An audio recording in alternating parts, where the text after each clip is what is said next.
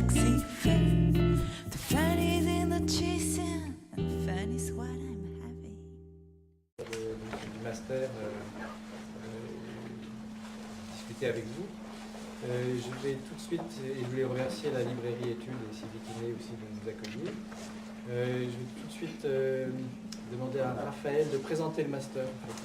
Très bien. Alors, vous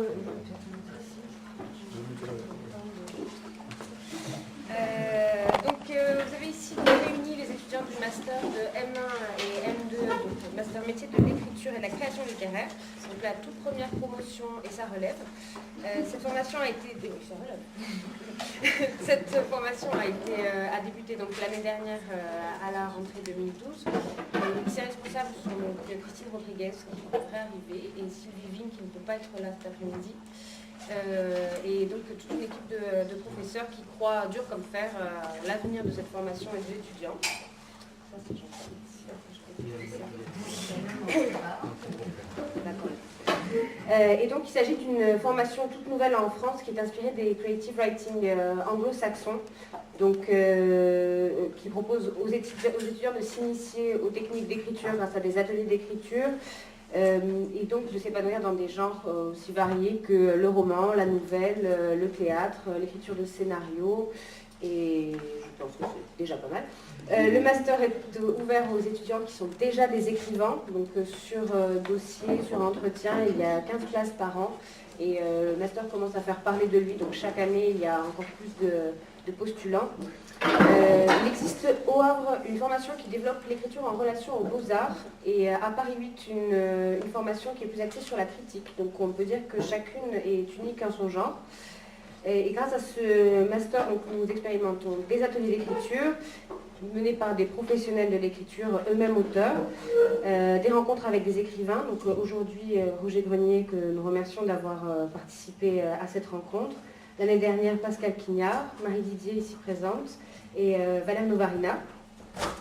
Et nous suivons aussi des enseignements universitaires de littérature francophone contemporaine, des enseignements en stylistique, en génétique avec les brouillons d'écrivains, de langue, d'histoire de la littérature, d'histoire du livre. Donc ce sont des enseignements très très variés. Dans le second semestre de Master 2, nous pouvons valider notre master grâce à un stage. Donc c'est un master orienté sur l'aspect professionnel. Et donc nous en sommes très très contents, tous les étudiants sont très contents, comme a pu le témoigner, en témoigner certains d'entre nous dans l'article paru dans le Nouvel Observateur récemment. Voilà. Et donc voilà, c'est un master qui se rapproche des arts de l'écriture, des arts du spectacle.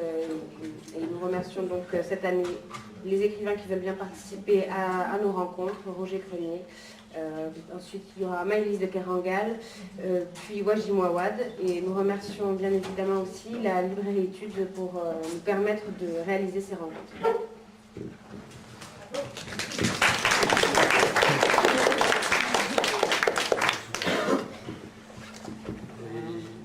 Et Laura va faire une présentation de Roger Grenier. Debout peut-être. Debout. Non, mais pas. Alors, mesdames, messieurs, bienvenue. Rentrons tout de suite dans le vif du sujet. De Roger Grenier, je pourrais vous dire qu'il est né le 19/09/1919, mais si ce n'est la belle répétition de chiffres, sans aucune symbolique pour qui que ce soit, à quoi cela servirait-il? Je pourrais aussi vous dire que Roger, gamin, s'est pris d'affection pour la photographie dans le magasin d'optique de ses parents, où chacun des membres de la famille possédait un appareil photo à l'image de sa personnalité. C'est une passion qui ne vous a jamais quitté et que vous gardez encore aujourd'hui. Mais Roger Grenier n'aime pas qu'on parle de lui. Je ne vous dirai donc pas non plus qu'il a été résistant, puis journaliste aux côtés d'Albert Camus dans l'élaboration du journal d'après-guerre Combat. Non, tout ça, je ne vous le dirai pas. Je pourrais aussi ne pas vous dire qu'il a écrit un livre sur ce grand écrivain, sans jamais se citer lui. Mais sans doute cela le gênerait-il plus que ça ne le mettrait à l'aise. Non, pour cet accueil que nous lui faisons, je me contenterai d'être simple, monosyllabique. Le palais d'hiver, ciné-roman, la fiancée de Fragonard, le miroir des eaux, regardez la neige qui tombe, Albert Camus, soleil et ombre, instantané. Des mots, pêle-mêle, qui évoquent en vrac des images, des personnages. Ce sont vos titres, Cette sélection d'ouvrages qui, parmi tant d'autres, a été retenue par le master métier de l'écriture pour être étudié aujourd'hui. Car il est là le but de cette rencontre. Nous allons découvrir la parole d'un écrivain, son témoignage, son rapport à l'écriture, et qui sait peut-être en chemin un bout de l'homme. Merci à vous, Roger Grémier, de vous être aventuré jusqu'ici pour répondre aux questions de jeunes vampires de la littérature, assoiffés de questions. Et un dernier merci enfin à la librairie Études de nous permettre de vous accueillir dans ces conditions. Merci à tous et je vous souhaite de passer une belle rencontre.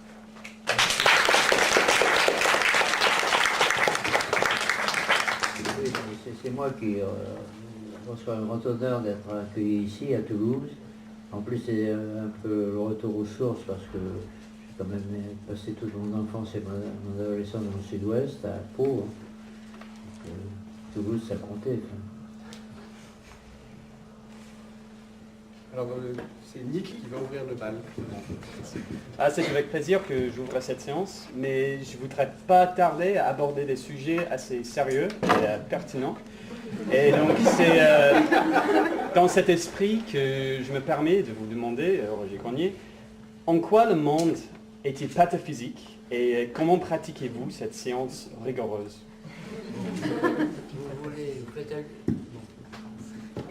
Vous faites allusion au fait que je suis régent du collège de pataphysique.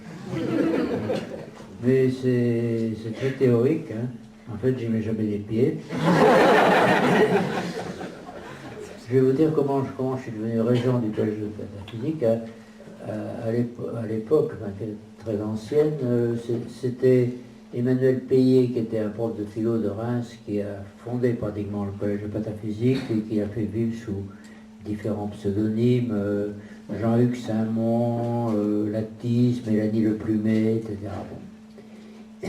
Et un jour, je lui ai offert une photo, pas n'importe quelle photo, c'était la photo de la famille Desblair, le bourreau.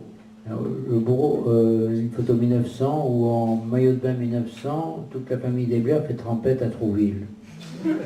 Alors ça a tellement plu à Payet qu'il m'a nommé régent du collège de pataphysique. Mais après, j'ai plus rien fichu dans le collège. Et quand je vais de temps en temps, la dernière fois où je suis allé, c'était pour un hommage à Karatek qui venait de mourir, qui me disait toujours, toi tu as un Braque Saint-Germain, moi j'ai un Épagnol Saint-Sulpice.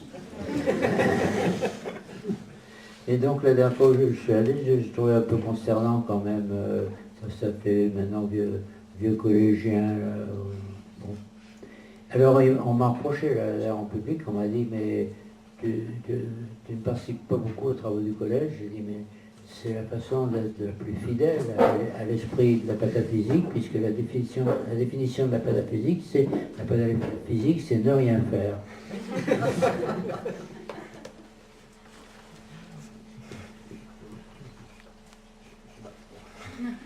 On va continuer avec Mathieu. Donc vos œuvres semblent très imprégnées de vos propres expériences, notamment comme vous avez pu l'évoquer parfois ce matin, avec ciné-roman, le personnage de François, certaines nouvelles de la fiancée de Fragonard. Et ça nous a fait penser à une citation du Palais des Livres que vous citez, un autoportrait où l'artiste aurait eu l'élégance de se retirer. Est-ce que vous voyez vos œuvres comme un autoportrait où l'artiste vous vous retirez, ou une autobiographie publique Ça, c'est une formule de Cortázar qui me plaît beaucoup. Elle me plaît tellement d'ailleurs que je m'en suis servi. J'ai mis en épigraphe, je crois, à ce livre. Et je trouve que, sauf bon, si on veut faire une littérature de confession, on peut s'effacer complètement, quoi, hein, ne pas apparaître dans ce qu'on écrit. Bon. Il y avait Dos Passos, que j'ai eu le privilège de connaître et même d'aller interviewer en Virginie, qui disait il y a deux sortes de littérature, il y a la littérature de confession et la littérature de spectacle.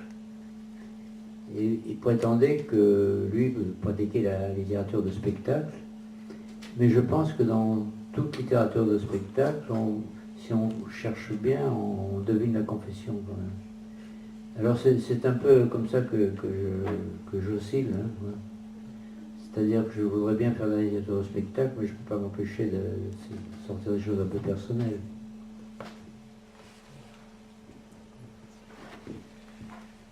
Je sais pas, Lila.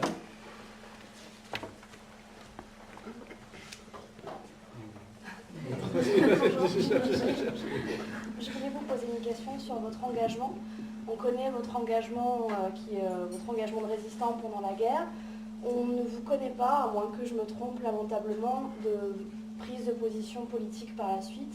Et je voulais vous demander si votre engagement éditorial n'avait pas constitué une espèce de suite logique dans votre investissement citoyen, est peut-être un mot un peu fort, mais si l'engagement éditorial n'avait pas remplacé ou pris la suite d'un engagement politique. Non, je ne crois pas, parce que bon, moi je crois au hasard de la vie, et puis je me laisse un peu balloter par les circonstances. Le hasard a fait que je suis tombé sur des grands intellectuels qui se cachaient à Clermont-Ferrand, qui m'ont embringué, qui m'ont fait lire d'abord Faulkner et Kafka, c'est ça le plus important, et puis qui m'ont embringué dans la résistance. Le hasard a fait que j'étais du groupe qui a été désigné pour prendre l'hôtel de ville pendant la Libération. Et puis, après, je me suis retrouvé dans les journaux, dont Combat, le journal d'Albert Camus et Pascal Piat. Mais je n'ai jamais été inscrit à aucun parti politique, j'ai jamais eu un grand engagement de politique. Et je ne veux pas faire le provocateur, mais quand on m'interroge maintenant, je dis que les trois choses qui m'embêtent le plus dans la vie, c'est la politique, l'économie et le sport.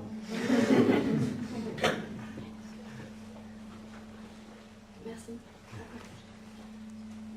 Et la deuxième partie de la question, est-ce que l'engagement éditorial, est-ce que ça prend la suite, le relais, ou c'est une autre façon de se battre pour la même chose? Non, mais c'était pour... Dans le métier de journaliste tel que me l'ont appris Camus et Piat, bon, c'était... Évidemment, on n'était pas neutre, on était engagé, on avait des opinions, on polémiquait. Mais c'est pas une suite, c'était... Bon, ça se trouvait comme ça, et puis... C'est vraiment essayer de... Ce que Camus appelait le journalisme critique. Ça voulait dire, quand même, pas écrire n'importe quoi, commencer par faire de l'autocritique, donner les faits avant de prendre parti. Bon, c'est ça que j'ai appris. Là. Mais c'était pas un journal neutre quand même, Combat.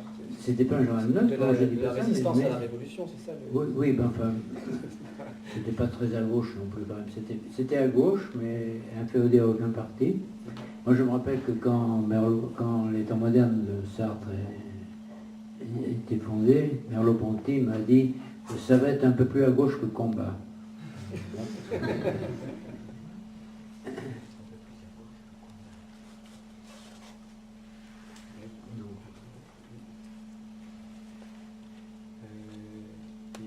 Laurie.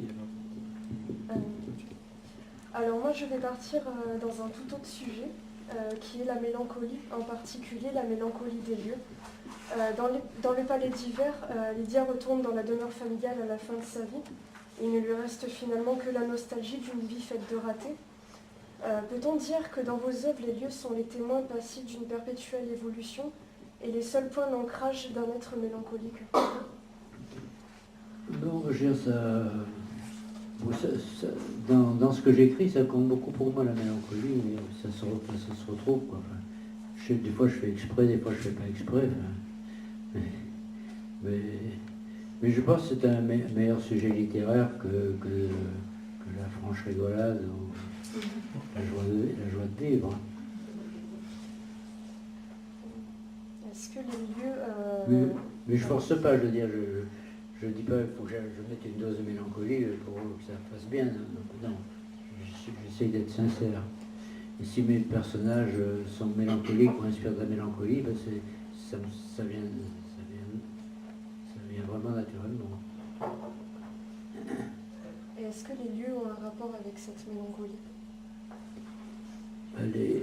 Les lieux, oui, parce qu'il y a des lieux qu'on perd, regardez l'exemple fameux, la cerisée de Tchekhov, c'est le domaine perdu. Hein. Ça se retrouve quand même souvent en littérature. le passé auquel on voudrait se raccrocher, mais qui est définitivement perdu.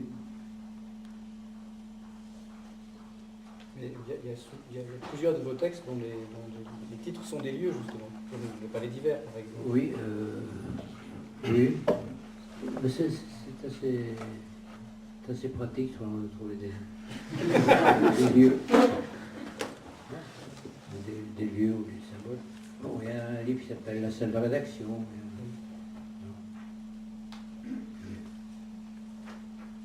Bon, il n'y en a pas tellement quand même. Le Palais d'Hiver, pour les gens des jeunes générations, c'est pas le palais de Saint-Pétersbourg, c'était le nom du casino à Pau jusqu'en 1929, qui était une verrière, très très belle, une verrière un peu comme le Crystal Palace de Londres, et qui était formidable parce qu'à l'intérieur il y avait des jets d'eau, des palmiers, des plantes vertes, et puis à travers la verrière on voyait les Pyrénées couvertes de neige, c'était de toute beauté ça. Puis en 29 on l'a démoli parce que ça risquait de crouler, c'était un peu dangereux. Et on a fait à la place un casino copié sur le casino de Deauville, qui est assez affreux. Est-ce que vous voulez nous lire le début du Palais d'Hiver? Ah ben je veux bien, attendez. Je ne suis pas un très bon lecteur.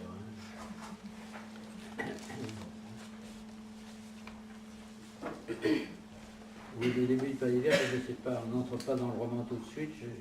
J'explique un peu ce qui m'attire dans l'écriture, dans les romans, dans les nouvelles. Il y a des êtres, dès la première rencontre, je les reconnais comme s'ils étaient déjà des personnages de mes livres. Celui-là, me dis-je, on ne peut pas s'y tromper, il est à moi. D'autres peuvent collectionner des statues nègres, des timbres-poste, des maquettes de voiliers. Moi, ce sont ces hommes, ces femmes, qui en voudraient. Ils furent jeunes, la vie les a rejetés. Ils gardent à travers les masques de la vieillesse ou de la déchéance l'air du premier jour où leur respectabilité fut bafouée. Il leur en reste jusqu'à la fin une sorte d'étonnement. Je les trouve dignes, pas tellement de pitié, mais d'amour. Nous sommes à leur image. Malgré nos prétentions, nous avons un mal infini à nous convaincre une bonne fois que la vie n'a aucun sens, qu'elle n'est même pas une farce amère, qu'il est inutile d'accuser la méchanceté d'un Dieu, que toutes ces larmes nous sont infligées pour rien et pas rien. Mais je ne dirai plus je, ou le moins possible. L'autobiographie m'effraie encore. Et d'ailleurs, ma place n'est pas parmi les personnages de cette chronique. Je les ai à peine connus, ils sont d'une autre génération. Voilà. C'est mélancolique. Oh, c'est assez mélancolique. Nostalgique plutôt que mélancolique.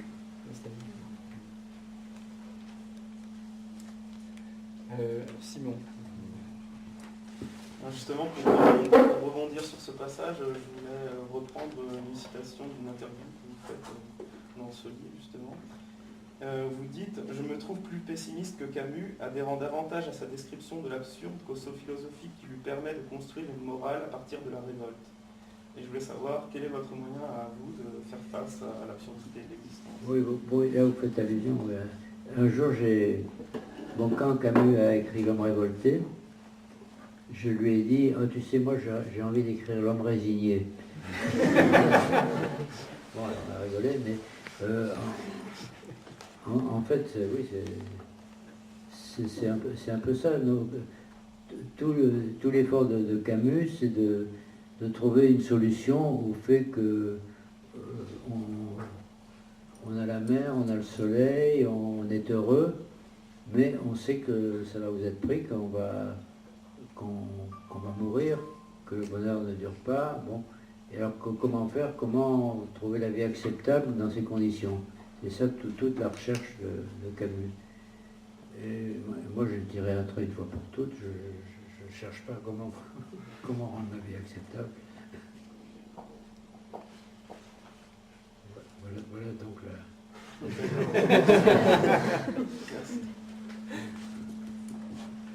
Lucille. Ce matin, vous avez dit écrire une nouvelle, c'est comme écrire un article de journal. Donc c'est les mêmes moyens. Et je voulais savoir si votre métier de journaliste vous a poussé naturellement à écrire des nouvelles. Non, parce que la première chose que je crois que la première chose que j'ai écrite était une nouvelle et je n'étais pas encore journaliste. Mais Peut-être dans l'autre sens. Mais il y a un rapport incontestablement, quoi. Ne serait-ce que par la nécessité qu'il y a, soit dans un reportage, soit dans l'écriture d'une nouvelle, de trouver un début, et puis une fin, et puis une logique, alors que dans la vie, on arrive sur un fait divers, mettons, on ne comprend pas très bien comment ça a commencé, quelles ont été les motivations, tout ça. Donc, il faut bien trouver un point de départ. Et puis, c'est jamais tout à fait fini. Bon, alors, il faut trouver des fins aussi. Donc, là, il y a une parenté entre la nouvelle et le reportage, oui, ça c'est sûr. Et au point que des fois, on pourrait dire qu'un reportage est une nouvelle, faire passer pour une nouvelle après, ben Hemingway s'en est pas privé.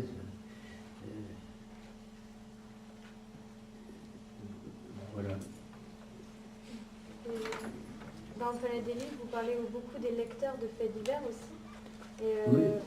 justement, est-ce que vous pensez que les lecteurs de faits divers soient des lecteurs de nouvelles qui s'ignorent? Ben, il y a des grands amateurs de faits divers. Des fois, c'est mal vu, mais enfin, en fait, il y a tellement d'illustres modèles. Il y a Stendhal qui adorait les faits divers, il en trouvait partout, il les recopiait, et il s'en servait, il en mettait même, on ne sait pas pourquoi, je sais pas, je crois dans des livres sur l'Italie, il vous sert l'histoire d'un crime qui s'est passé à Tarbes.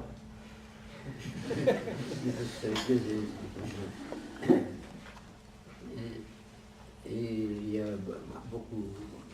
il y a des gens qui sont vraiment des amateurs de faits divers. Bon, De Quincey, il a fait un journal exprès pour ça, pour les faits divers, et il a écrit un essai de l'assassinat considéré comme un des beaux-arts. Lui, c'est un très bon amateur aussi. Alors il ne faut pas bouder son plaisir sous prétexte que c'est pas chic les faits divers, ou une guerre, que c'est le sang à la une, comme on reprochait tellement aux journaux d'autrefois.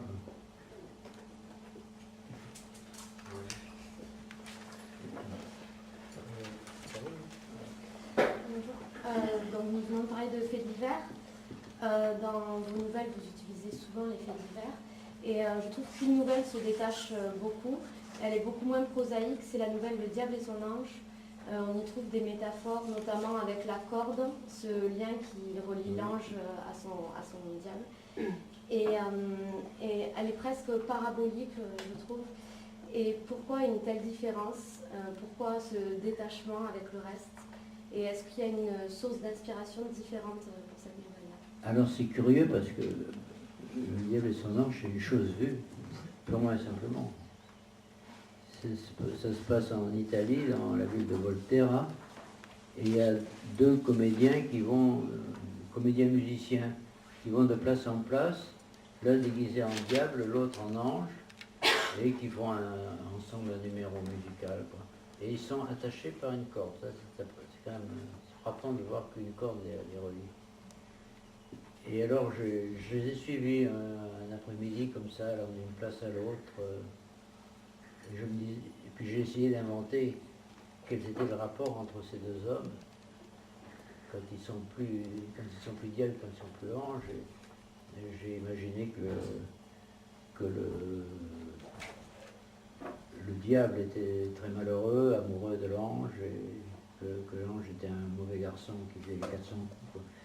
Mais enfin, le point de départ est complètement vrai.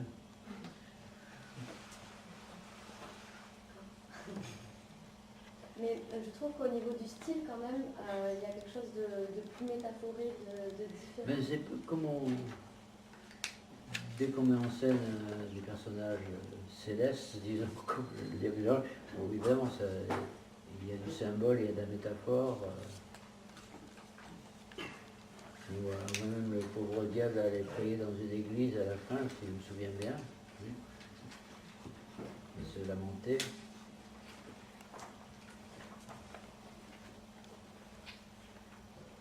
puis il y avait une réplique aussi, j'ai un peu oublié cette nouvelle, mais je crois qu'il y a une réplique, c'est-à-dire qu'il y a deux chiens qui se pourchassent, qui sont une réplique du diable et l'ange.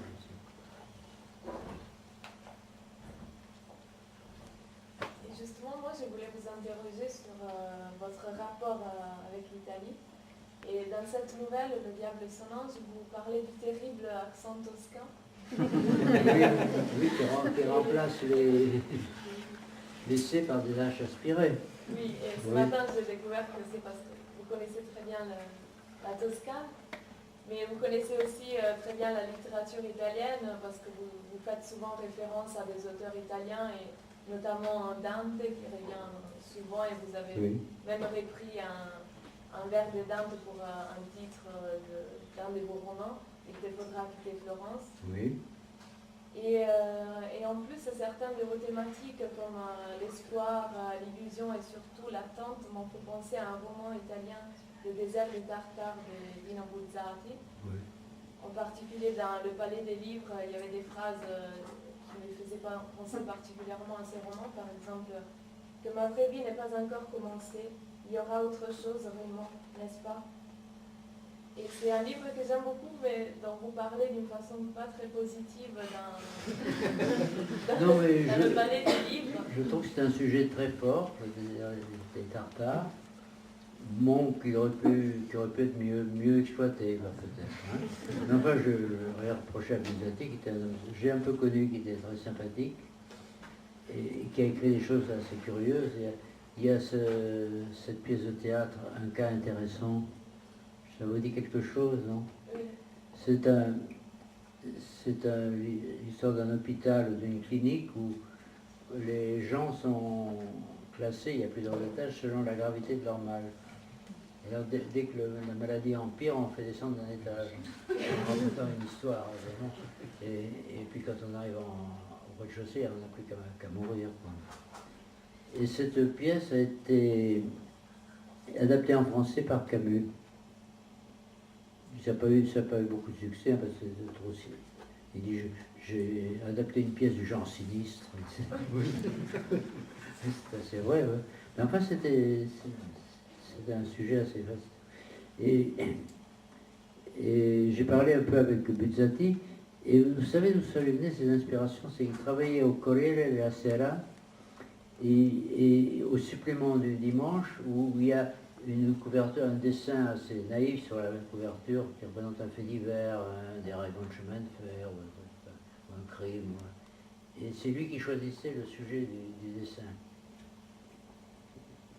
Et puis il a rencontré Camus à l'occasion de la pièce de théâtre.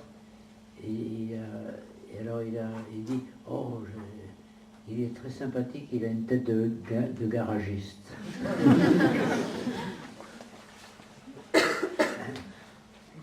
Mais donc, vu que vous connaissez assez bien la littérature italienne, est-ce que elle a un rôle parmi vos sources d'inspiration? Alors, non, il y a une chose qui a beaucoup compté pour moi, et qui est la littérature de Cesare Pavese. Je suis même allé à Turin, dans les langues, et faire un film sur lui. Et puis j'en suis revenu, ça ne me plaît plus.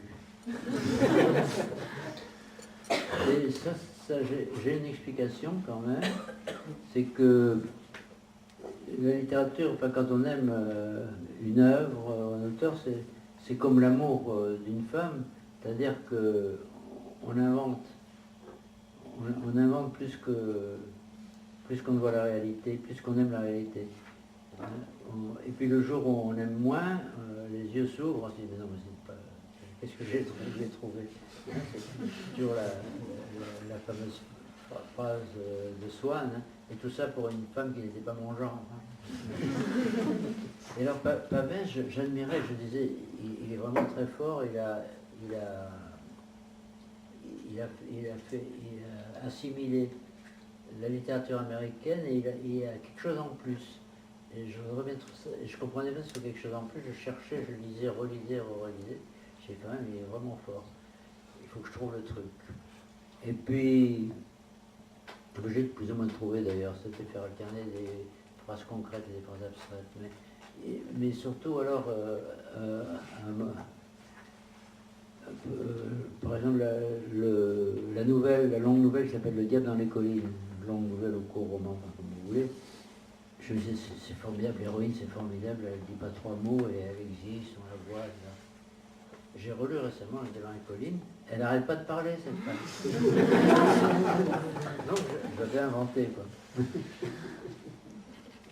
Alors peut-être que maintenant je sous-estime Pavès et qu'il vaut mieux que d'avoir dégringolé dans mon échelle, il y remontera un jour peut-être. Et parmi les d'autres auteurs italiens, des gens comme... Non, mais bon, j'aime bien Moravia, j'aime beaucoup Italo Calvino. J'étais ami avec Vicente Consolo, là, le Sicilien.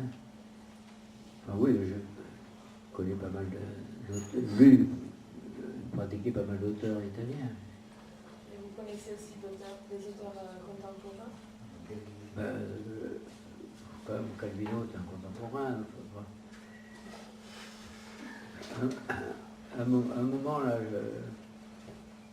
moment, j'allais tous les ans en Italie parce qu'il y avait un prix international de l'Union latine qui était présidé par Consolo. Oui, donc il y avait des jurés de tous les pays de langue latine, aussi bien beaucoup Amérique latine, et puis Espagne, Portugal, Roumanie, Italie, France. Mais enfin, c'était agréable parce qu'on allait tous les ans à Rome, mais il y avait une conjuration des latino-américains qui disait qu'on n'arrivait jamais à faire passer un couronné à un français ou un italien.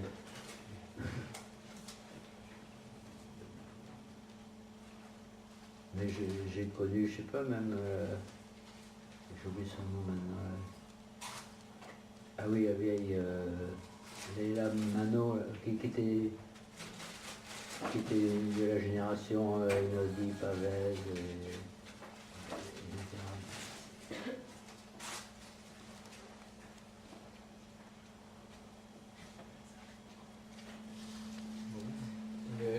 Pour revenir un peu, sauf si tu revenir à Buzzati, mais pas vraiment à Buzzati, mais au thème de l'attente, parce qu'il y a un très beau texte dans le Palais des Livres sur l'attente. Je crois que c'est dans le Palais des Livres. Oui, ben c'est un thème qu'affectionnent les écrivains, ça, vraiment. Il y a des livres. Que vous affectionnez quand même. Hein? Que vous affectionnez aussi beaucoup. Je ne lis pas le comptable. Quel est le mal? Non, je sais Non, mais attends, par exemple, il y a La bête dans la jungle, Henry James, où toute sa vie,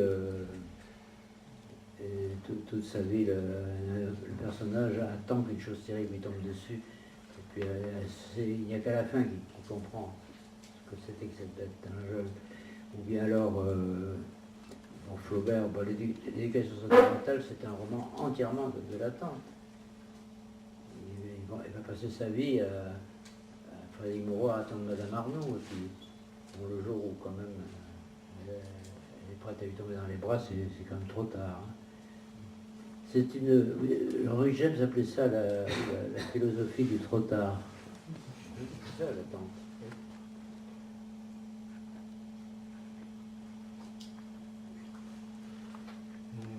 Mais justement, ça passe en rapport. Julie.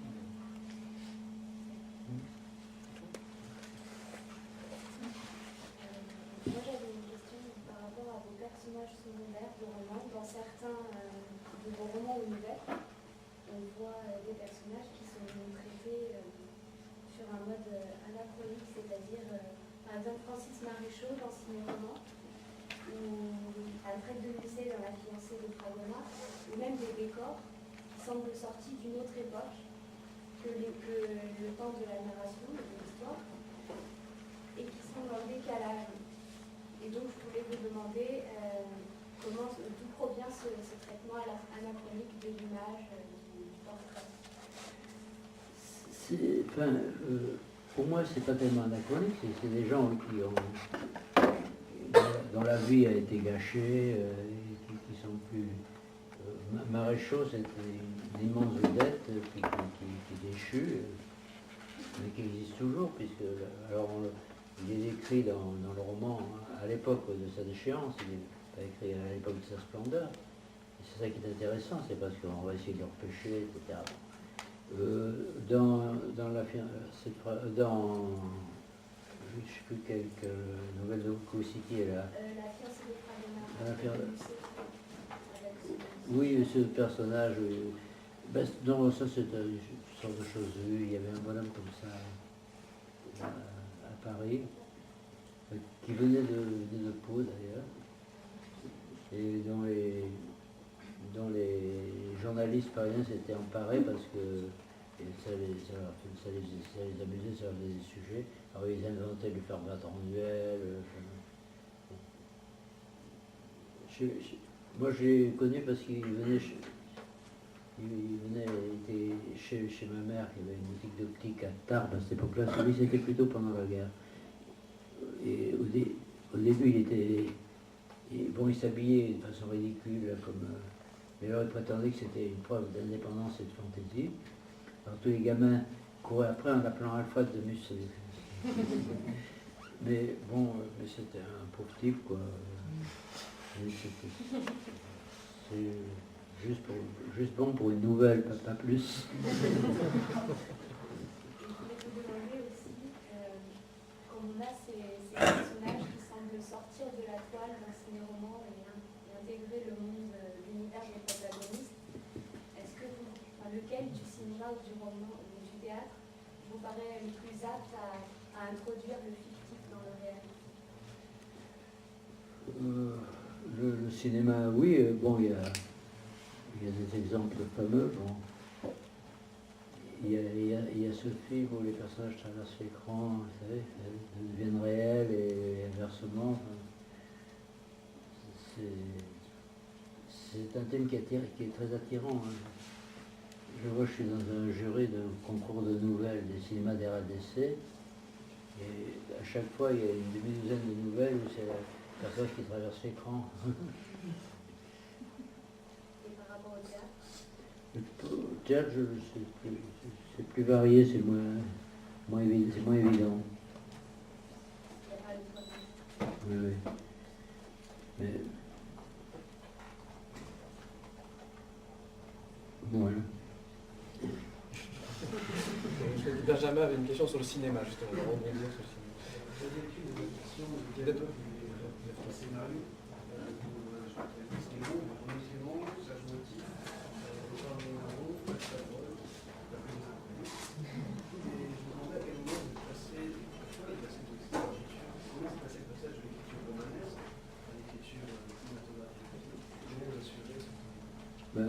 Ça s'apprend un peu. Hein.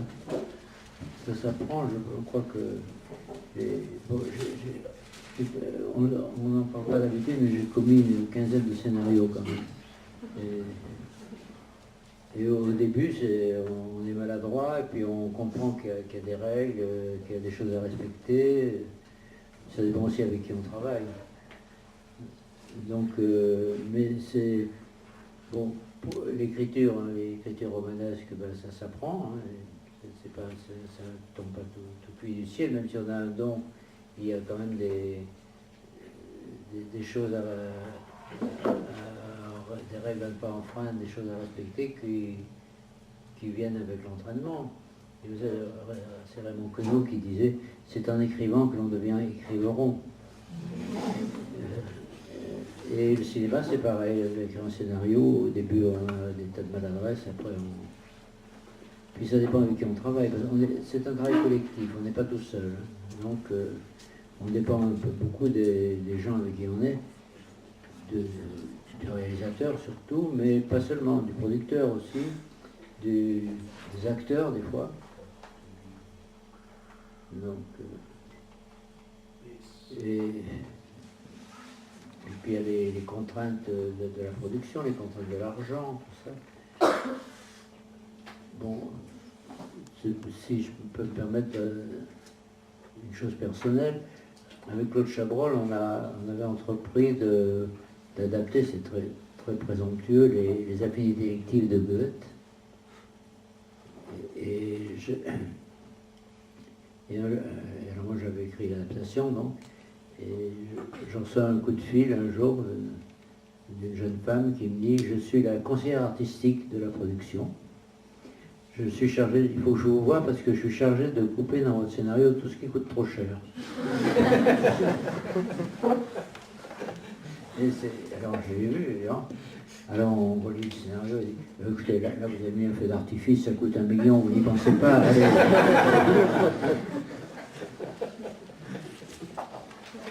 Voilà. Oui, donc on a ces contraintes là. Ce qui est merveilleux quand on écrit, on est libre. La liberté de l'écrivain, ça ne se remplace pas.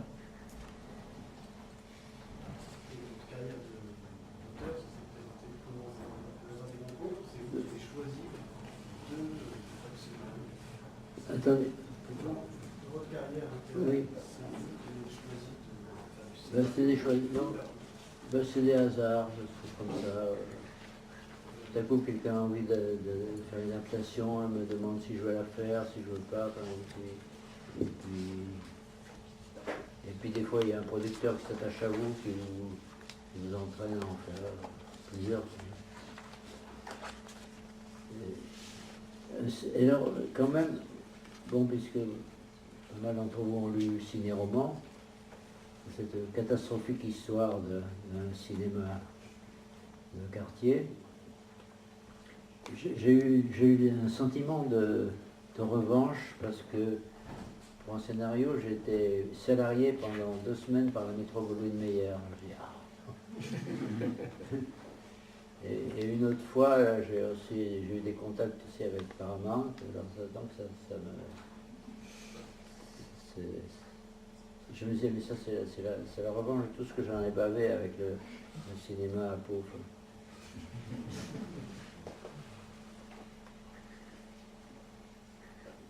Mais cela dit, c'est très...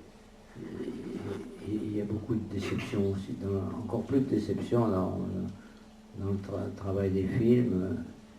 On a affaire à des vrais abrutis, etc. Je crois que la fois où j'étais le plus heureux, et c'est pas une blague, hein, je vous jure, c'est Claude Chabrol qui me téléphone et qui me dit « C'est pas de toi que j'ai besoin, c'est de ton chien. » Alors là, j'étais content. D'autant plus que le chien, il n'avait pas compris ce que c'était que le cinéma.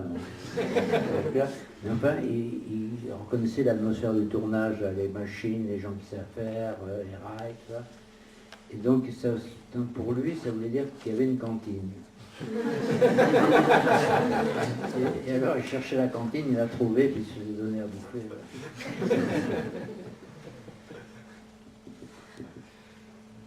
Sinon, tu voulais me poser une question sur Justement, par rapport à ça, vous l'évoquez dans Ciné-Roman, le passage du muet au parlant, est-ce que vous en avez des souvenirs? Vous pouvez nous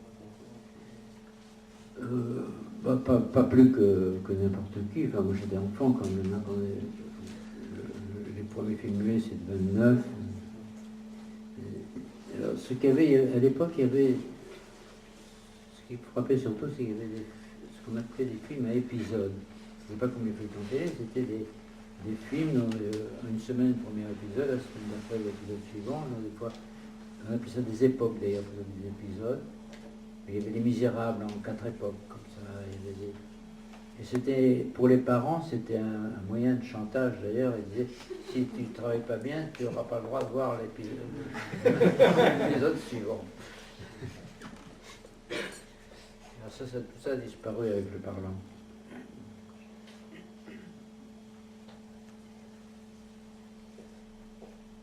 J'avais une question sur le théâtre. Ouais. Vous avez beaucoup écrit sur Tchekhov, vous avez écrit La Gare de la Neige qui tombe, donc un essai qui lui est consacré. Donc on peut dire que Tchekhov avec Camus sont deux figures centrales dans votre œuvre. Tchekhov est surtout connu pour son théâtre. Donc je me demandais comment vous ne connaissez pas de tentative dans le sens de l'écriture théâtrale. Qu'est-ce que vous en pensez? Est-ce que c'est quelque chose qui vous intéresse? Pourquoi n'avez-vous jamais écrit de théâtre ensemble? Ah ben je vous demande pardon, j'ai adapté une nouvelle de Tchekhov. qui a été joué au théâtre Montparnasse. Et on a même fait 60 représentations. Non, non, mais oui, non, mais quand même, c'est une bonne question parce que le théâtre, ça fait peur quand même. Hein, c'est pas pareil. Il y a les gens dans la salle. Bon, vous faites un livre, il ne plaît pas, ça se voit pas. Vous faites une pièce et ça fait un vide, il y a une salle hostile, tout ça, c'est insupportable. Enfin, moi, ça me fait peur. Ouais. Mais le théâtre, c'est quand même encore pire que le cinéma et tout le reste pour les difficultés que ça entraîne, les contraintes. Je vois bon, alors ce qui m'étonne toujours, bon, Tchekhov, il a été très très longtemps célèbre et célébré pour son théâtre, alors que il a écrit un nombre infini de nouvelles qui sont, c'est bien plus riche. L'univers de ces nouvelles que l'univers de son théâtre, infiniment plus riche. Pirandello, pareil. Pirandello a écrit environ 300 nouvelles, ou plus même. Et il est connu tout par son théâtre. Alors que sont admirables les nouvelles de Pirandello. Donc, et je vois quand. Bon, je sais pas, c'est peut-être pas très intéressant comment j'étais amené à faire cette pièce. C'est la nouvelle 3 années de Tchekhov. Et un jour, la directrice du théâtre Montparnasse me dit « Ah, vous ne voulez pas adapter 3 années de Tchekhov ?» Bon, c'est pas la nouvelle que j'aurais choisie. Enfin, je dis « Bon. » Alors, je lui colle. Et puis, quand je lui apporte, elle ouvre la première page. Elle dit « Mais il y a 9 personnages, mais moi je ne peux pas monter une pièce avec 9 personnages. » J'ai dit, mais c'est vous qui l'avez choisi. Alors après, pendant 10 ans à peu près, elle m'a téléphoné, ah, je suis sur le coup d'une coproduction, ou bien ça va peut-être intéresser un subventionné, etc. Et puis au bout de 2 ans, sans me dire pourquoi ni comment, elle me dit, ah, on le monte. Hein. Et là, on est monté dans les règles en faisant des auditions pour trouver des acteurs, avec des très beaux costumes, ça. J'ai jamais compris pourquoi. Et donc ça a bien marché. 60 représentations, oui, c'est... non, marche pas mal. Mais adapter vos propres nouvelles pour le théâtre... C'est pas fait pour le théâtre, pour le cinéma à la rigueur, mais j'aime pas m'adapter moi-même.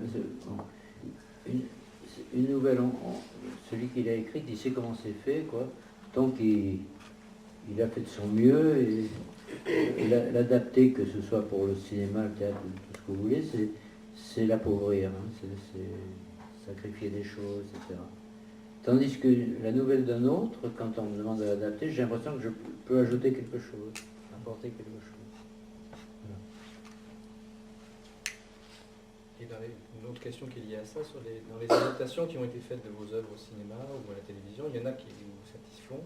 Il y a un ciné-roman qui est pas mal. Et puis, alors il y a eu une nouvelle où j'ai rien compris. C'était, je sais plus, je ne me rappelle plus le titre de cette nouvelle. Et c'était adapté par Henriette Jelinek, une Landaise, malgré son nom. Hein. Et j'oublie le titre de cette nouvelle, peu importe. Et alors j'étais invité au tournage, et alors elle me dit, alors je ne reconnaissais absolument rien. Ah oui, c'était Chère Petite Madame, oui, il s'appelait Chère Petite Madame. Je ne reconnaissais absolument rien. Elle dit, oui, alors là, elle arrive dans la cour, il y a le chien qui aboie, je dis, mais quel chien, quelle cour. Alors j'ai demandé qu'on me montre le scénario pour que je comprenne quelque chose. Ça n'avait plus le moindre rapport avec une nouvelle. Bon. C'était joué par Jeannie Holt. Alors, on l'a dit beaucoup, l'essai que vous avez écrit sur Tchekhov, Regardez la neige qui tombe, qu'elle vous tenait beaucoup, je crois, et qui est un essai qui m'a toujours paru très passionnant. je crois qu'il a beaucoup touché aussi les étudiants. Donc ils ont décidé de choisir un extrait et de le lire eux. Eh ben, tant mieux, tant mieux.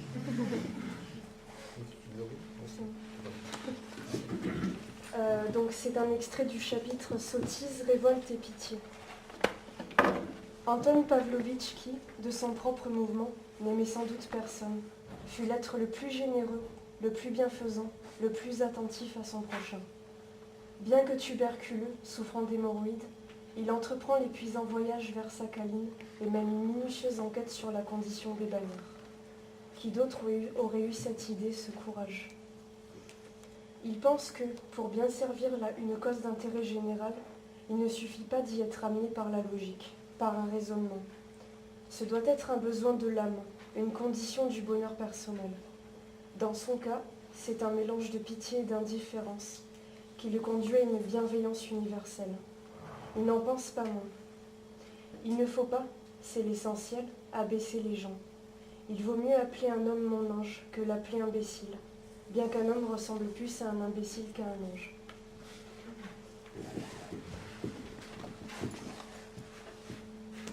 On arrive à comprendre quand même assez bien ce que pensait Tchekhov au fond de lui, parce que, comme tous les Russes, il avait la bougeotte, mais même encore plus que les autres contemporains. Et donc il écrivait tout le temps à sa famille, à ses amis, tout ça. Il y a une immense correspondance. Alors, à force de lire cette correspondance, on devine à peu près ce qu'il pense. C'est pour ça qu'il est plus facile de le connaître que certains écrivains. Ce mélange de bienveillance et d'indifférence. Est-ce que c'est quelque chose que vous reprenez un peu à votre compte aussi Je sais pas, je ne suis pas capable de répondre. C'est pas pour me défiler, mais je sais pas. Marie. Alors moi j'ai une question sur la façon dont vous traitez l'amour dans vos romans, vos nouvelles. On a remarqué que vous décrivez les scènes d'amour avec peu de détails. Et je voulais savoir si c'était une pudeur de votre part ou plutôt une volonté de rester dans le suggestif. C'est peut-être une question de génération, là. Une génération où les scènes d'amour ont gazé un peu. J'ai l'impression que maintenant les romanciers, et surtout les romancières, ne décrivent pas l'amour, mais comment on fait l'amour. Hein, si vous prenez Annie Ernaux, par exemple, des gens comme ça, ils vont carrément, quoi. Et c'est pas... Bon, j'ai pas été habitué à ça. C'est une évolution, enfin, avec l'évolution, alors je suis un peu à la traîne. Mais est-ce que vous pensez que la retenue dans l'écriture permet de... Enfin, est-ce que vous pensez que c'est un moteur pour l'illustration? Non, j'en fais pas une règle, hein, mais c'est comme ça, quoi. Et des auteurs qui paraissaient scandaleux, maintenant ils paraissent tout à fait anodins.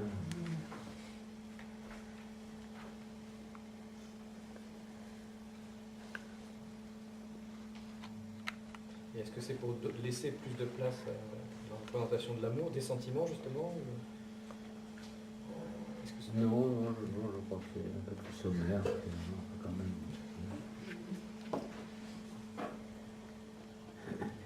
Anne-Julie? Toujours dans ce thème, le motif des premières fois est récurrent dans votre œuvre, notamment à travers Lydia dans Les Familles d'hiver et François dans Ciné-Roman.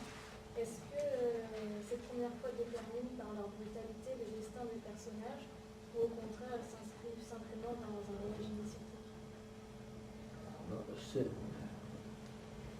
Lydia, c'est pas tellement brutal. Hein. Bon. Et,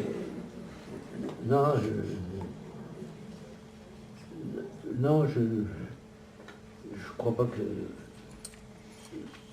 c'est pas le plus important dans le destin de ces personnages, les personnages dont vous parlez. Lydia, ce qui m'intéressait dans Lydia, c'était la courbe de sa carrière qui est très semblable à la courbe de son époque et la courbe aussi de ce qu'a vécu la ville de Pau. C'est-à-dire qu'il y a une splendeur, une ambition, et puis ça dégringole, quoi. Et de même, Pau avait connu une période très glorieuse avec quand les Anglais, c'était la ville de prédilection des Anglais, puis un jour ils sont partis, et puis il y a eu la crise économique, ça. Et l'époque elle-même a été, après l'euphorie des années 20, elle est tombée dans la crise économique. Donc je trouvais que tout ça allait ensemble. C'est ça qui est important chez Lydia, c'est pas la façon dont elle a perdu sa vertu. Hein. À part que disons, elle est en pleine déroute au moment où ça se passe parce que ses parents ne veulent pas qu'elle devienne cantatrice. L'homme qu'elle croyait aimer a été tué à la guerre. Celui avec qui elle veut se consoler veut se faire curer, alors ça va mal.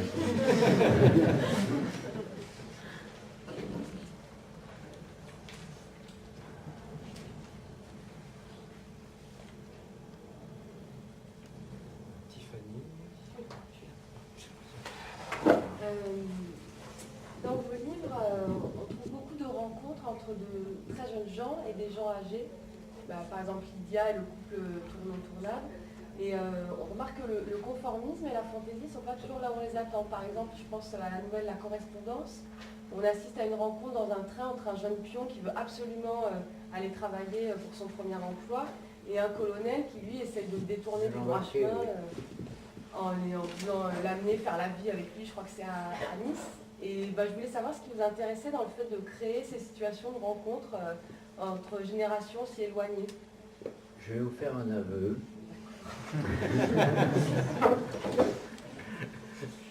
La correspondance est totalement autobiographique. Vous m'avez dit que vous aviez été pion ce matin, donc je me suis dit que... Je partais, je venais d'avoir mon bac, je quittais Bordeaux pour rejoindre Prague où j'étais attendu comme pion. Et dans le train, voilà un monsieur qui m'aborde et qui se révèle être un colonel. Il n'était pas en uniforme. Et puis il me dit, vous m'êtes très sympathique, etc. Et puis il m'invite au restaurant. Et puis il me dit, mais enfin, vous êtes idiot, vous allez faire le pion alors que vous pourriez avoir une vie dorée avec moi à Nice, on montrait à cheval, alors moi j'étais réglo comme tout. Alors arrivé à Narbonne, on change de train, j'ai dit bon, au revoir. Alors il m'a traité de tous les noms. Voilà l'histoire. Et c'est pas par goût de prendre quelqu'un d'âgé, quoi. D'accord. Mais c'est vrai que c'est des situations qui reviennent souvent. Oui, il y a des cas, oui. Ça vous intéresse ce rapport entre de transmission, je ne sais pas, peut-être, ou non, de transmission inversée entre les jeunes gens. Quelqu'un d'âgé avec toute sa nostalgie, tout ce qu'il a raté, tout ça, oui, c'est un peu ma tendance. Alors, si je vous suis bien, il n'y a que des choses vues dans votre œuvre, il n'y a rien d'inventé. Non, on ne va pas recommencer comme avec ce qu'il a raconté chez George Friedman ce matin. Non, je fais allusion, il y avait un éminent savant, un sociologue, George Friedman, très sympathique d'ailleurs, avec qui avait de l'amitié pour moi. Et il voulait qu'on sorte tout le temps ensemble au restaurant. Il me disait, je vais l'amener dans un merveilleux restaurant. Et il m'a amené dans un café-tabac. Une omelette péniblement. Et toutes les conneries qu'il voyait dans la rue ou dans l'autobus, il disait, c'est une nouvelle pour vous. Alors, ça me mettait dans une rage épouvantable. J'ai dit, s'il dit ça encore une fois, je ne ferai plus jamais de nouvelles. J'ajoute, oui, j'ai déjà dit, excusez-moi de me répéter, ça s'est terminé que j'ai écrit une nouvelle sur sa manie de dire c'est une nouvelle pour vous. Quand il est mort, Friedman, c'était ce genre de nuit d'hiver à Paris où il pleut, où il fait froid, où tout est affreux. Il y a tous des embouteillages. Alors, j'apprends sa mort en lisant le journal et j'ai eu j'ai eu la flemme de faire une lettre, alors j'ai dit tiens, je vais téléphoner à sa femme. Qu'est-ce que j'avais fait? Elle me répond, elle dit, venez le voir, on dirait un petit ange. Alors j'étais obligé de me taper, là, de sortir dans cette rue jusqu'à la muette où il habitait, là, rue de Boulogne, pour voir le petit ange.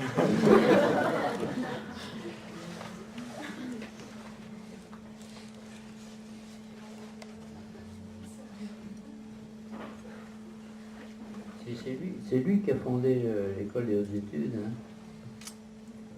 et qui a mis le pied à l'étrier, à Roland Barthes, à Duvigneau, à des gens comme ça. Bon. Bon, quand même, bon, justement, en discutant depuis ce matin et puis cet après-midi, on a dit, bon, il y a la nostalgie, il y a l'échec des vies qui échouent, le vieillissement, et tout ça, bon, ça revient tout le temps, mais c'est pas volontaire finalement. Tu n'es pas entièrement conscient. C'est peut-être les lecteurs qui le perçoivent mieux. Oui, oui. Des fois j'ai l'impression d'avoir écrit un livre comique, et puis mes amis qui disent ça disent oh là là, il y a de quoi se flinguer.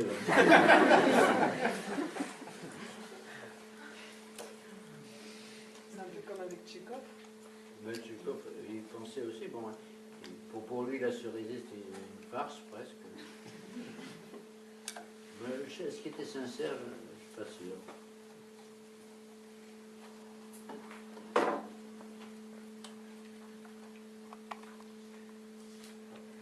On a fini avec notre très longue série de questions, donc on va peut-être ouvrir à qui veut, tout le monde, qui veut poser des questions. J'ai l'impression qu'il y a comme un comique de répétition dans le palais d'hiver, avec le personnage de Lydia qui est toujours en train de se plaindre sur son sort et finalement si elle n'a rien pu faire de sa vie c'est à cause de ses parents. Enfin, elle le dit même en étant vieille. Oui, Est-ce que c'était l'effet recherché ou... Non, c'était un peu copié sur la réalité. On avait une rancune contre ses parents. Donc pour ça, vous vous êtes vraiment inspiré de la personne dont vous parliez ce matin, qui justement était un petit peu aigri. Je trouve ça terrible.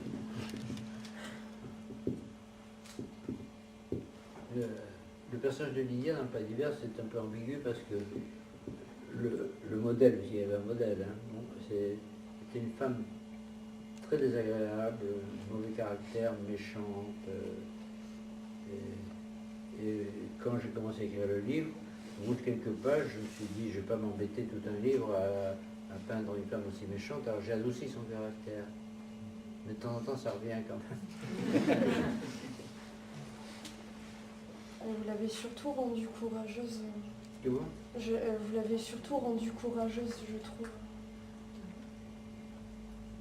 D'accepter de garder un enfant toute seule à l'époque dans laquelle elle était, je trouve. Oui, dans mes souvenirs d'enfance, j'ai vu des histoires comme ça.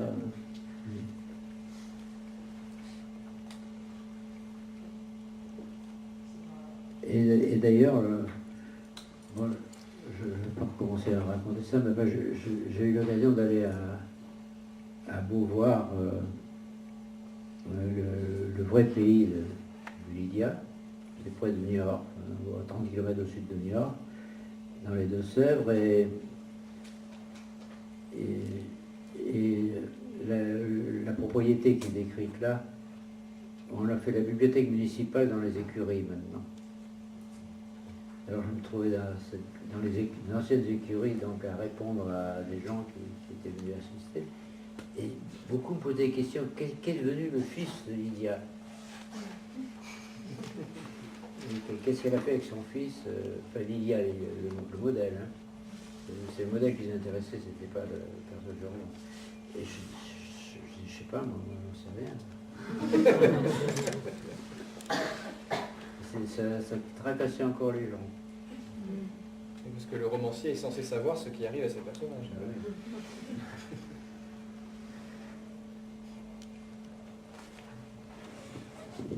Pour rester dans le livre, dans La fiancée de Pravina, il y a cette petite nouvelle avec un enfant qui va voir un atelier de confection de pralines. Est-ce que c'est du vécu? Vous avez été privé de C'est-à-dire, j'ai brodé après mais la séance où un vieux confiseur retraité fabrique des pralines sous les yeux d'un enfant, puis il donne même pas une miette à l'enfant, ça a vécu. Alors j'ai inventé que le papa lui aussi ce jour-là était privé de pralines, enfin ça s'en figurait. Mais je me souviens de cette séance chez ce bonhomme là, en face de l'église Saint-Martin à Pau, là, il fabriquait ses pralines et puis j'étais invité à le regarder.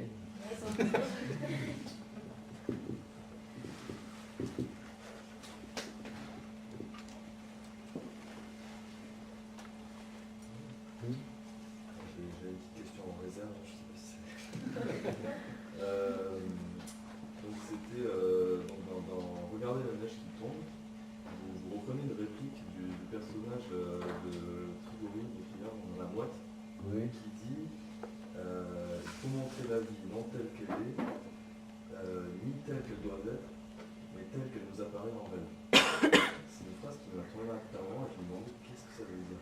Non mais ça en fait c'est le porte-parole de Tchekhov à ce moment-là. Voilà. Est-ce que peut-être vous pourriez Voilà. Hein? commenter ou expliquer Si, parce que c'est la part de l'imagination. On invente des histoires. Quoi. Et puis quand même bon, il veut que ces personnages, dans son théâtre, que ces personnages aient l'air toujours distraits, qu'ils n'écoutent pas l'autre, qu'ils restent dans leur pensée. Hein, c'est ça l'idée de Tchekhov. Donc il dit très formellement à ses acteurs de penser à autre chose tout en jouant la pièce. Alors c'est ça, c'est pas... Chacun doit rester fermé dans son monde. Oui. Et en fait, il n'y a pas de la pure subjectivité. Non, on n'a plus d'assise dans la réalité. Est-ce que c'est quelque chose que vous revendiquez pour vous-même également Non, je ne fonctionne pas comme ça. Mais...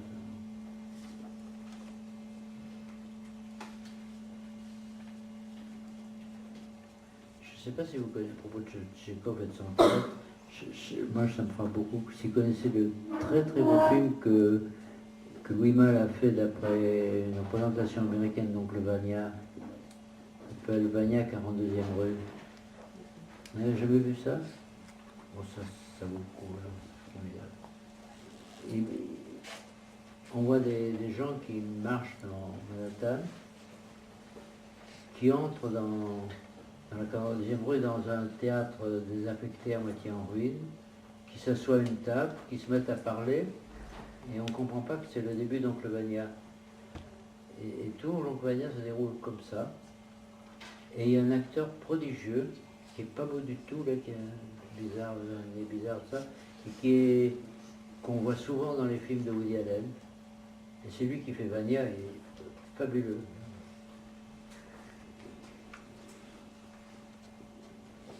Vania 42e rue, ça s'appelle. Vous connaissez? Oui. C'est beau, hein? Très beau.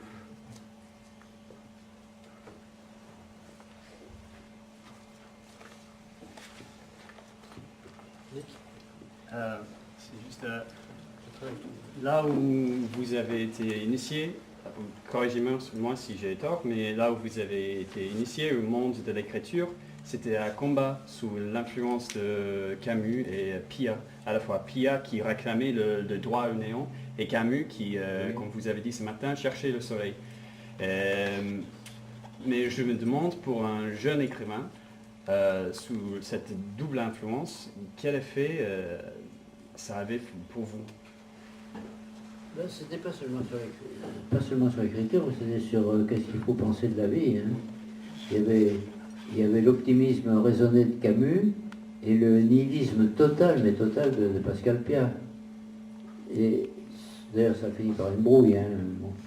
Mais selon les jours, je penchais du côté de Camus, je penchais du côté de Piat. C'était inévitable. Et est-ce que ça influe sur l'écriture?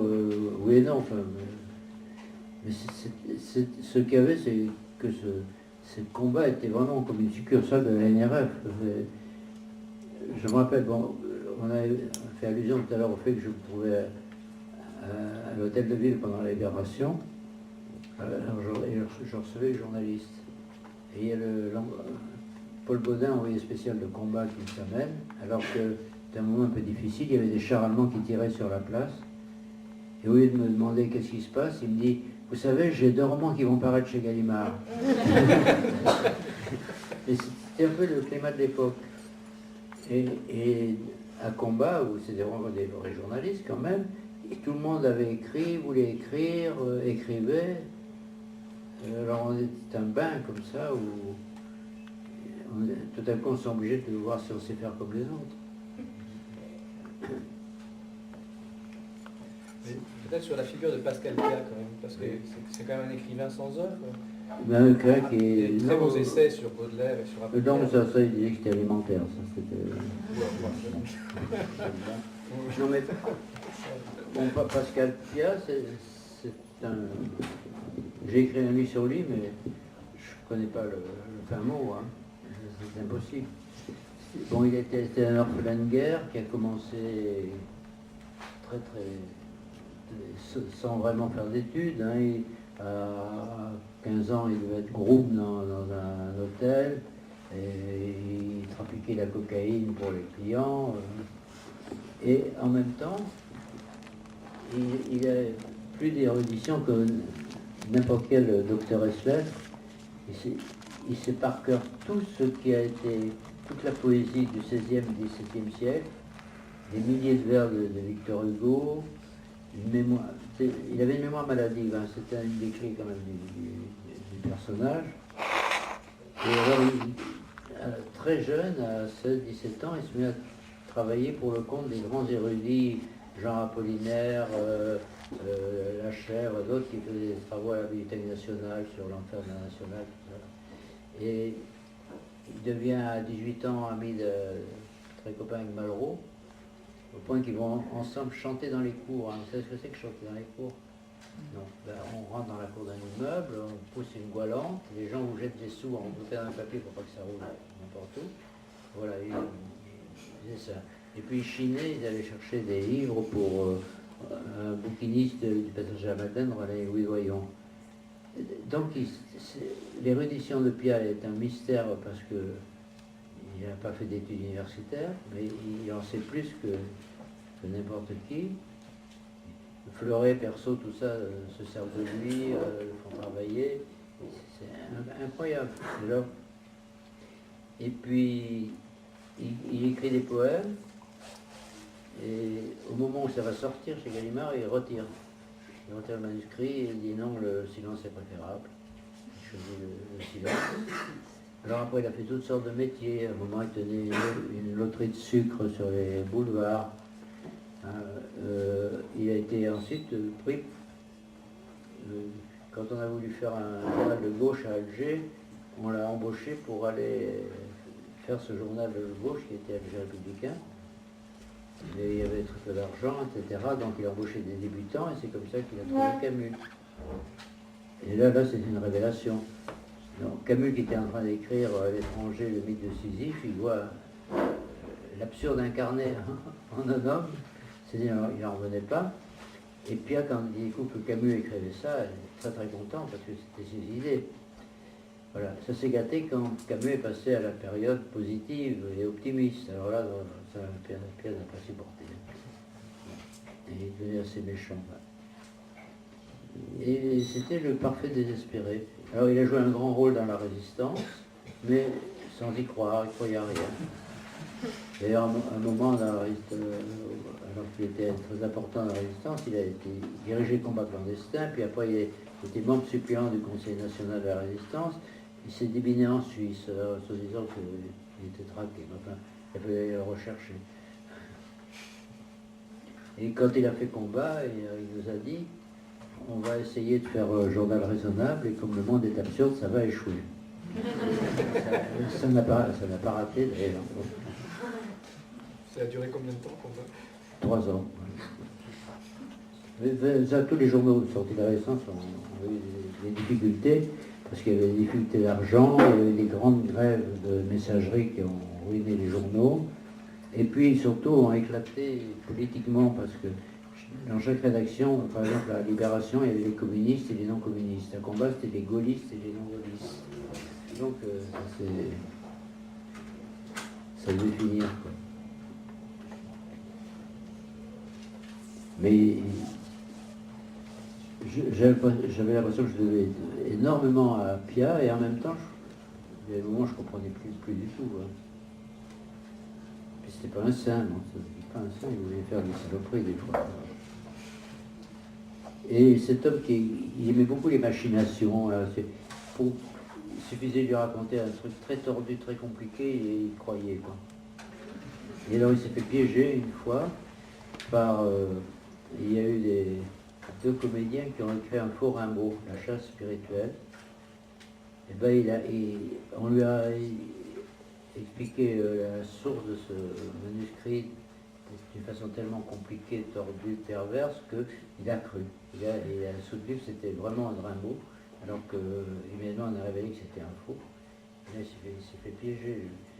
Les gens trop tordus comme ça, trop pervers, ils tombent dans des pièges. Et il a fini désespéré. Il m'écrivait non, la pièce est finie, mais je trouve que le rideau met trop longtemps à tomber.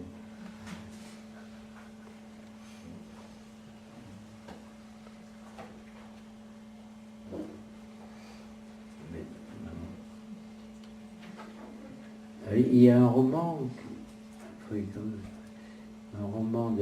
du Hollandais Eddy Duperron, où les personnages principaux sont Malraux et Pia. Et il s'appelle Le pays d'origine. Et de façon très inhabituelle, Duperron il a mis des notes à propos des dialogues en disant « ça ce sont les vraies paroles de Malraux, ça ce sont les vraies paroles de Pia ». Dans un roman, c'est pas... Oui, dans un roman, vraiment. C'est précieux.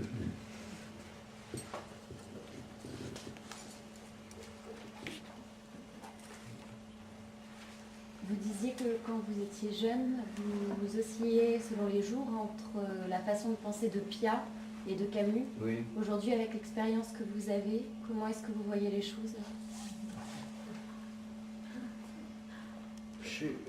Je crois que si on me poussait, je tomberais du côté de Pia, mais enfin, j'espère qu'on ne me poussera pas.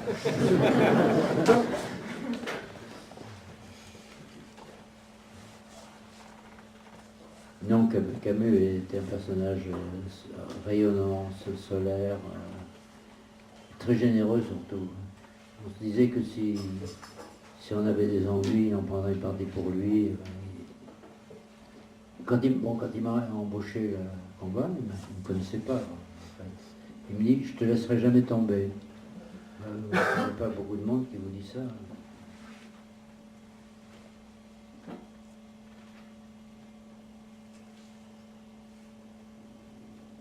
Et pourtant, il y a quelque chose qui vous séduit toujours. Et pourtant, il y a quelque chose qui vous séduit toujours chez Pia. Ben oui, son nihilisme, disons. Hein. De son côté désespéré complètement. Enfin. Mais en même temps, il y avait des choses qui ne me plaisaient pas. Enfin, bon, il essayait de vous influencer pour vous faire dire des vacheries sur un auteur ou un autre.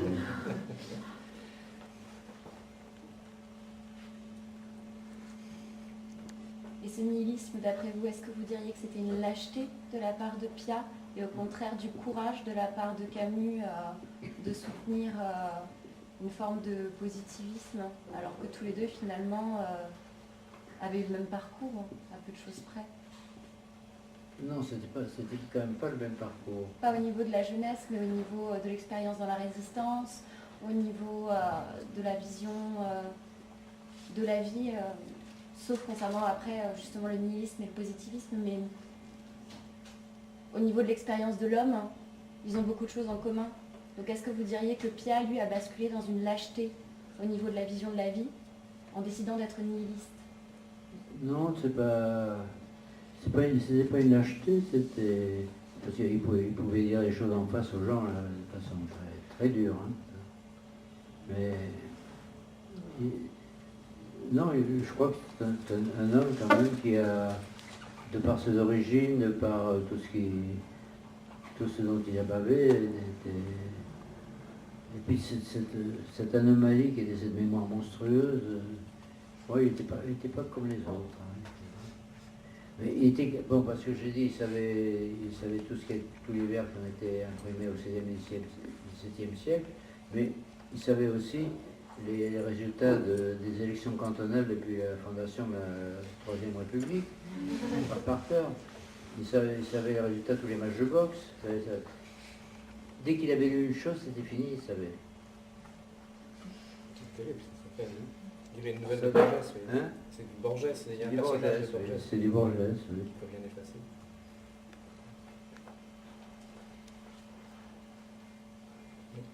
Et du coup, dans le Palais des Livres, vous dites à un endroit que la mémoire, elle est subjective, elle se construit, elle invente des choses. Et du coup Pascal Pia, lui, vous pensez que ça va l'empêcher, vu que lui, sa mémoire était plutôt fixe apparemment?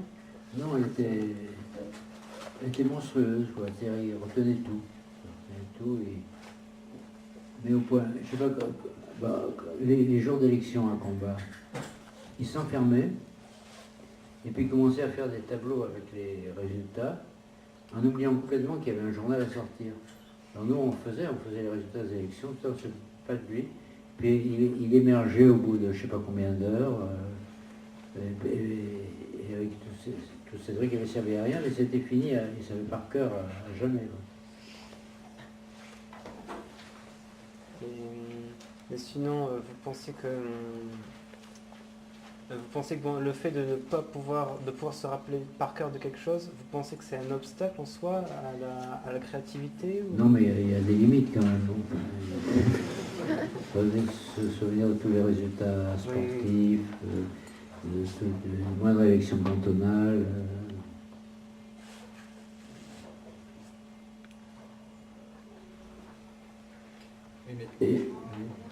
Non. Pour continuer, est-ce que la mémoire, ça fonctionne aussi par l'oubli? Du fait qu'il n'y ait pas d'oubli, est-ce que ça...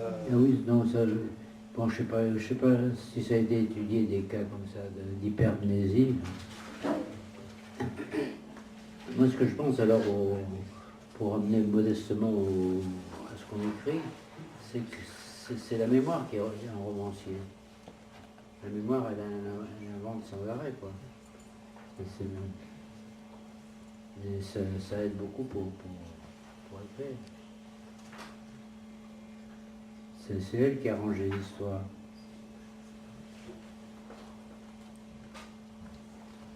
Comme ce que vous disiez ce matin du Pierrot Noir, qui en fait, dont vous vous rappeliez qu'il était complètement silencieux, alors qu'en fait, il était connu pour être très volubile ou des choses comme ça. Oui.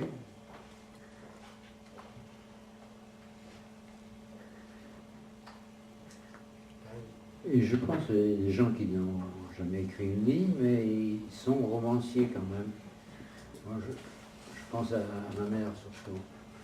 Une fois qu'une anecdote était ancrée dans son esprit, elle vous la resservait, mais dans les mêmes termes, indéfiniment, quoi.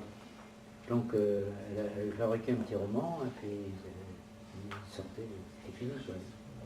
Fixé. Et je crois qu'on est tous un peu comme ça, alors. Bon, les écrivains, en plus, ils mettent ça sur le papier, mais...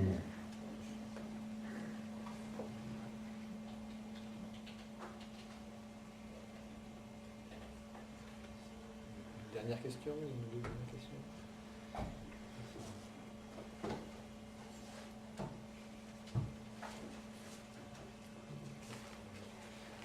C'est dans l'impression de Tchekhov, j'avais relevé une phrase. Un roman est un véritable palais, il faut que le lecteur s'y sente à l'aise, ne s'étonne de rien, ne s'y ennuie pas comme dans un musée. Qu'est-ce que vous en pensez? C'est gentil pour les musées.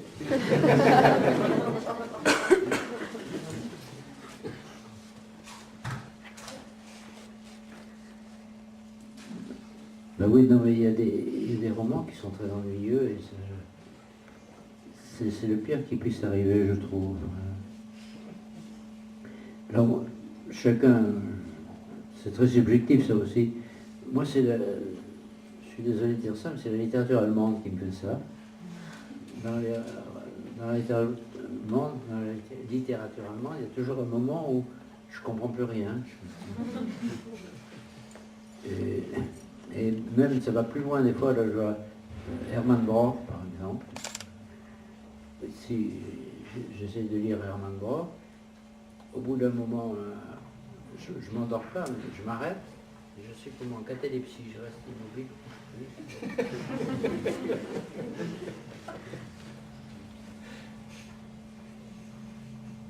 Et je pensais toujours, il y avait l'écrivain Henri Thomas, encore un oublié, il disait que tout ce qu'il avait fait, ça n'avait aucune importance, mais que sa fierté, c'était d'avoir été le traducteur de Pfister. Romancier. Moi, j'ai essayé de lire Pfister. Il met 200 pages avant que ces personnages échangent un premier baiser. Donc, ça aussi.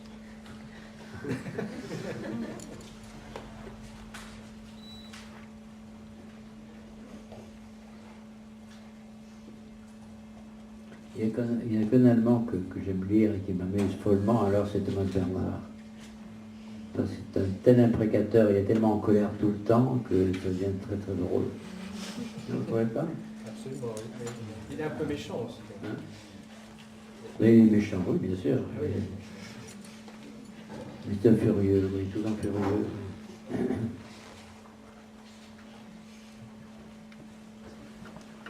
Qu'est-ce que c'est une loterie à sucre? Qu'est-ce que c'est une loterie à sucre? Une loterie à sucre. Qu'est-ce que c'est une loterie? C'était sur les grands boulevards, une baraque foraine, et on gagnait des kilos de sucre. Non, c'est de notre temps. Et alors, Pierre disait qu'il payait des putains pour stationner devant sa loterie à sucre pour attirer.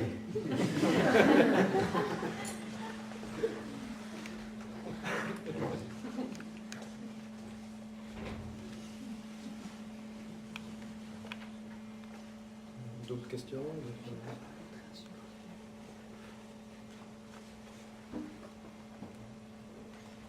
Il y avait quand même ce monde, quand on parle d'un monde littéraire, mais c'est un monde un peu crapuleux en même temps, hein, parce que je vois que un jour avec Pierre, je parlais d'Artaud, j'ai dit, bon, mais tu as connu Artaud?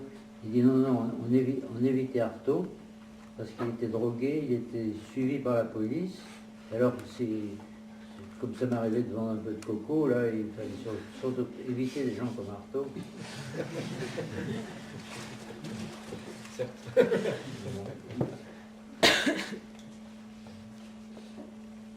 Merci beaucoup. Merci à vous. Je de suis la vraiment patience. touché par votre attention.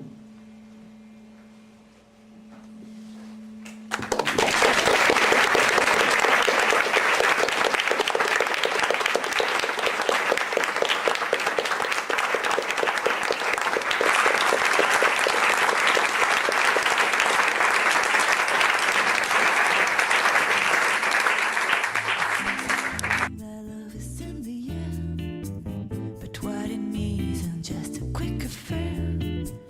Am I the kind of girl who gives before she takes discounted taxi fare? The fanny's in the chasing, and fanny's what I'm having. For you, it's so fun. Hot springs and Coca-Cola.